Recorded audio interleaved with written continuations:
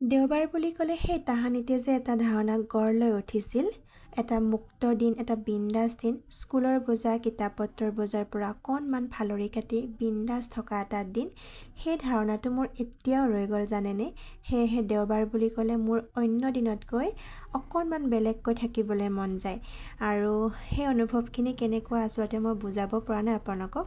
আজি ৰাতিপুৱাটো এনেকৈ আৰম্ভ কৰিছোঁ। এইফালে মই ৰুটি সেকি আছোঁ আৰু সিদিনাখন যে মই আপোনালোকক এটা ভিডিঅ' দেখুৱাইছিলোঁ ঘিউ বনাই থকা, সেই ঘিউখিনিৰে আজি ৰুটি সেকিব লৈছোঁ। আৰু ঘিউ আমাৰ শৰীৰৰ বাবে কিমান উপকাৰী আপোনালোকেতো জানে। কিন্তু এটা কথা দেই, অতিমাত্ৰা সকলো বস্তুৰে বেয়া নহয় জানো। সেই নিয়মিত ঘিউ খোৱাটো ভাল বাৰু, কিন্তু অতিমাত্ৰা সেৱনে আমাৰ শৰীৰৰ বাবে বহুত বেছি অপকাৰ কৰিব পাৰে, সেয়া আপোনালোকে জানে বাৰু। আৰু আপোনালোকে আজি ব্ৰেকফাষ্ট কিহেৰে খালে?